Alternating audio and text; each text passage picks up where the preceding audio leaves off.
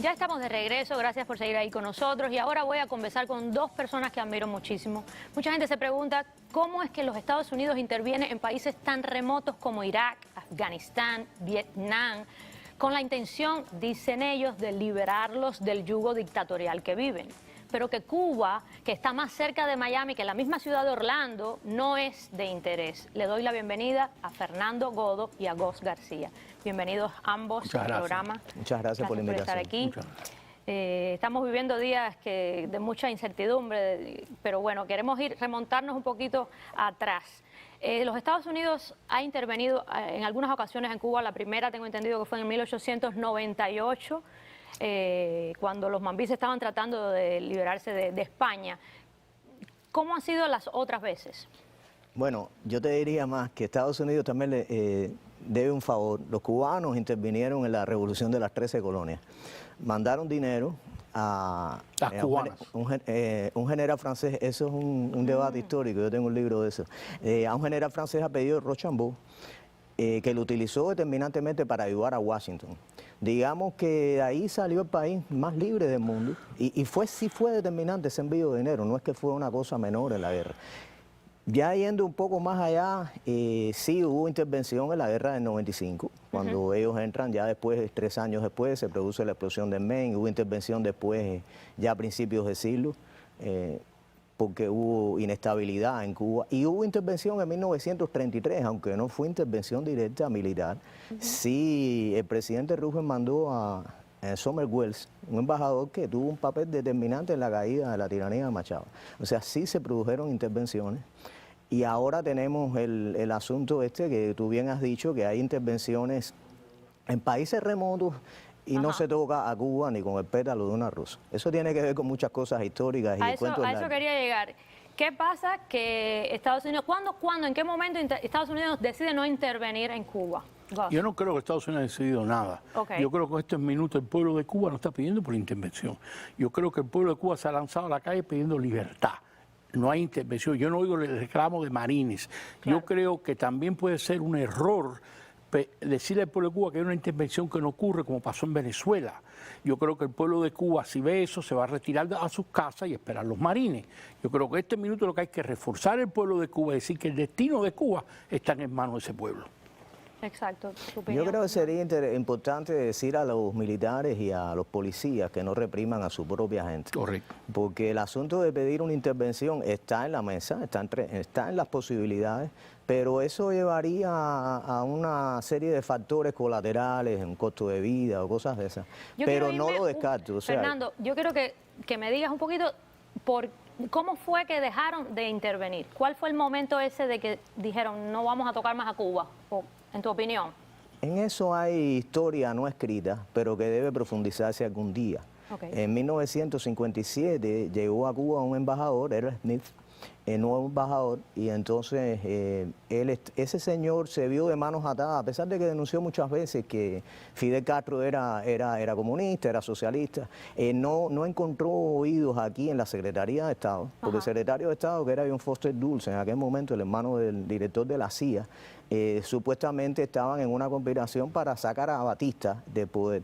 El encargado de asuntos de América Latina del Caribe, un señor se llamaba William Whelan, ese era su nombre inglés, digamos, pero en realidad era un alias de Guillermo Montenegro, que fue una persona que durante muchos años estuvo trabajando por debajo del telón e incluso ya después ocupando posiciones importantes aquí en la Secretaría de Estado. En realidad un agente infiltrado de los comunistas, y propusieron la llegada de Fidel Castro en Cuba. Ahora, lo que pasó después del 59 es objeto de controversia. Hay un poder grande aquí en Estados Unidos por detrás del poder oficial que siempre ha conspirado para mantener a Fidel Castro ahí.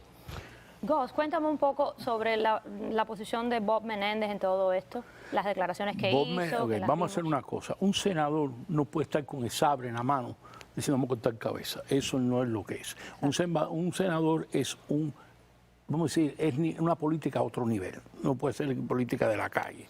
El senador Bob Menéndez lo que ha tratado es de lograr una coalición de ambos partidos para enseñarle al presidente que ya no hay apoyo en este país de ninguno de los dos partidos por el tema de Cuba y seguir abasteciendo el régimen. ¿Qué es lo que ha pasado? El presidente ahora, yo sé que el Senado se reunió con el presidente personalmente, se reunió con el secretario de Estado, es el senador más poderoso porque el Washington Post dijo que cuando hablas de Cuba tienes que decir dos palabras, Robert Menéndez, lo dijo Washington Post. Era lograr una estrategia de alto nivel, estilo americano, no del gueto, claro. Perdona con todo el respeto, y ha logrado una alianza y ahora el presidente le dijo, ok, tienes mi apoyo, sal a buscar el apoyo. El primero fue Canadá. Exacto. Los países internacionales están ahora viendo este país y el Canadá fue crucial. El Canadá y con los otros en las declaraciones que hizo es crucial porque el Canadá siempre ha sido el mediador tratando de presionar para que Castro quede en el poder. Si el Canadá se va Francia, va Europa entera. Lituania, nosotros hemos estado cabildeando, Lituania votó 89-0 para que no hubiera apoyo en Europa para Cuba. Estamos en un minuto crucial. El minuto es que el pueblo nuestro se ha alzado. Es una Varsovia. Es una Varsovia que está oprimida en estos minutos, pero sí una Varsovia. Está ready para explotar otra vez. Como digo yo, no es el fin, es el principio del fin. Exactamente. ¿Qué cree usted? ¿Cree usted que debería haber una intervención en Cuba? Llámame al teléfono que está en pantalla y en el próximo programa contestamos sus mensajes. Cuando Fidel Castro, cuando llegó al poder el tirano, desarmó al pueblo. Dijo la famosa frase, ¿armas para qué? ¿Creen ustedes que sin armas el pueblo de Cuba pueda liberar la tierra o necesitamos de todas formas de ayuda internacional o de Estados Unidos o de otros países?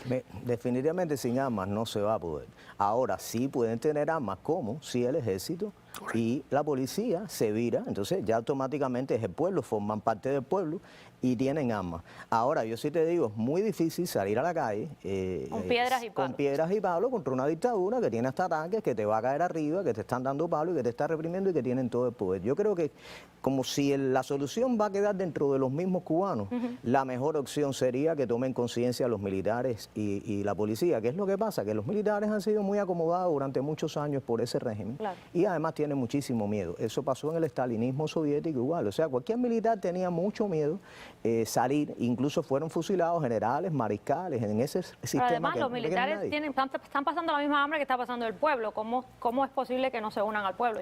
Y su familia está muriendo. Pero primero, la mayoría de los países de Europa se viraron y tumbaron el comunismo sin armas. El pueblo causa la iniciativa, los ejércitos y las policías están mirando, pero acuérdate que son parte del pueblo. Yo creo que la iniciativa, este shock, porque fue un shock lo del domingo, tiene a muchos pensando, hasta los mismos policías y militares. Hemos visto policías, yo vi un hombre pararse a uno de seguridad de estadio, mátame, no tengo más nada, y el hombre ha cogido a guardar la pistola. Sí. Eso estamos viendo que está algo está afectando al pueblo de Cuba y no es política, es el sentido humano, las familias muriendo, el hambre, la miseria, la opresión, es más fuerte que la política. La gente lo que quieren es una sola palabra, libertad. Yo creo que es importante que se una todo el mundo. Hay muchos cubanos que no piensan igual, pero están unidos ahora en este problema de Cuba. Hay que unirse, después vemos lo que pasa. Tenemos que unirnos porque tenemos todos un solo camino, la libertad de Cuba. Los dos partidos se unieron en Washington. Yo leí las firmas demócratas, la mayoría son gente anti-embargo. Pues estamos uniéndonos, eso es lo que hace falta, unirnos todos por la libertad de Cuba. Terminamos por hoy, muchísimas gracias a Fernando y a Gus, muchísimas gracias a los dos por estar aquí. Y la semana que viene, los espero aquí para hacernos compañía nuevamente y seguimos luchando por nuestra libertad.